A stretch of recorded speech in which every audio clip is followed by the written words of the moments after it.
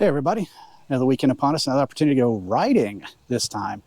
So I just got done doing the Northeast Texas Trail and with my buddy Mike, and we started in Farmersville and went all the way up to Wolf City, which is 23.3 miles one way on the trails, which means it's 46.6 round trip all the way up from Wolf City and down. And on the Farmersville Trail, it's actually fairly well groomed until you get to Celeste.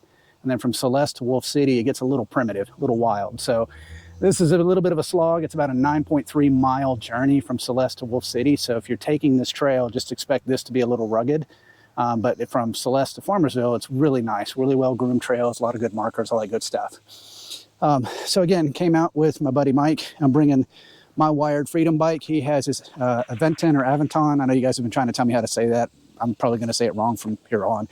And interestingly enough, really got to stretch the legs on these things for the first time. As you guys know from the last trail video, the last trip was about 25 miles, which both of these bikes could easily achieve. But from a 46-mile perspective, the wired bike with its much higher capacity battery made it all the way down. And I think I'm about half a battery at this point, full round trip.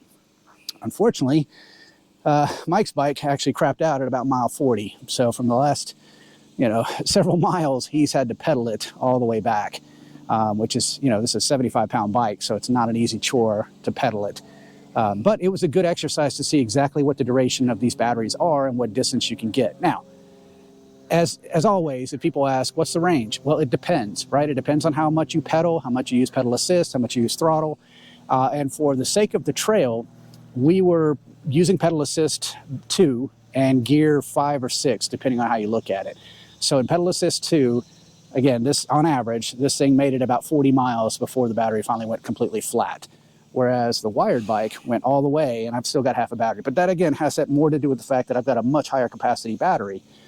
So what's the alternative? Well, the alternative is he buys a second battery for his Aventon and gets the full route. But at that point, you might as well pay for a wired bike. You're now in the price range when you start talking 2 batteries. So some things to consider. We learned a lot today, which is good from a lessons perspective. And I think that if you guys are looking for range, this is a good example of why you want the higher capacity batteries. What do you think, Mike? You think that's the case from a battery perspective? From my perspective, you don't buy these bikes on top speed. You buy them on the battery longevity and how far you can go. Exactly. You're not going to use the high speed stuff on most mountain biking situations. But I can tell you pedaling 6 miles isn't fun when it's 95 degrees, which I had an experience doing today. Yeah. However, I did it. So it's always good to know what you're capable of. And now I know if I get stuck at 5 or 6 miles of pedal and I can do it. Exactly. Exactly. I had we got to Wolf City and I was at 47%.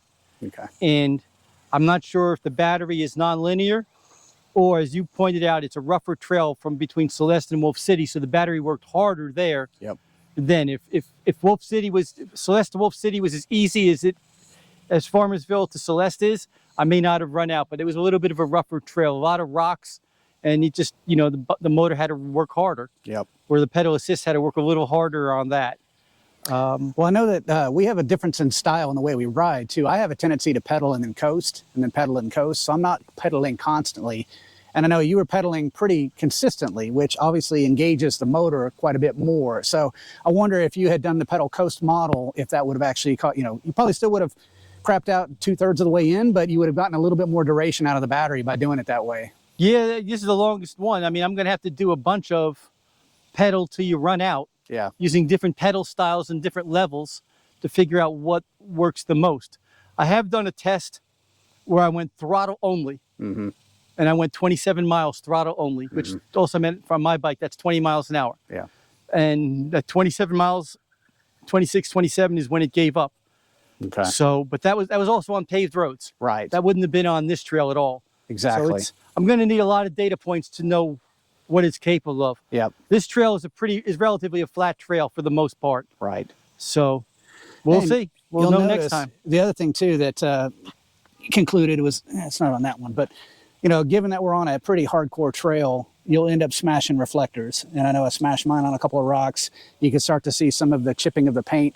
Now there's been some conversation around how low your pedal setting is. Right. Did you find that this clipped anything on this trail this trip? Only if it was a rut or something really big. Yeah. Now, I did remember one time I clipped my heel. I felt my heel touch the ground, and I thought the ground was level there. So that could have been me arching up. Just, yeah. But yeah, I'm close, no doubt about it. You know, if I'm pedaling full time and it's a rutted trail, I'm going to hit. There's just no doubt about that. Right. This is, you know, this is a relatively flat trail. We only had one section of ruts, so it was pretty good. But yeah, I haven't been on a true mountain bike trail yet. Right. To really where I would be hitting all the time. Yep. Yeah. So just something to consider if you're doing trail riding on these bikes is, you know, that you've got some low pedal settings there. And again, battery capacity definitely made a difference in the sense. I'm probably going to end up pulling the fenders off of mine. This trip really pointed out the fact that these are good for road travel, like if you're doing a lot of street type work. But when you're off in the trails, this is so low to the tire, you hear it skid.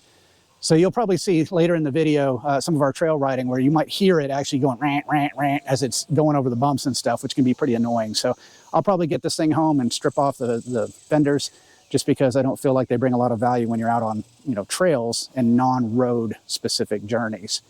Other than that, this thing held up pretty well. Now I do have, and I'll put this in a separate video, but I've got a situation where I've got the controller that randomly shuts off at this point. And I don't know if I've jarred something loose from a cable perspective or if the battery's not seated completely properly, but I'll add that to another video where I do a little bit more of a review on some of the things that I've done to it. So hopefully this video has been useful to anybody out here. Like I said, this trail was really nice. Again, this is the Northeast Texas Trail. We took the route from Farmersville up to Wolf City. If you're doing this trail, you're probably going to want to stop at Celeste and turn around because this is, like I said, the most groomed part of the trail and it's the easiest to get back and forth. So anyway, look forward to make my next video for you guys. Thanks so much.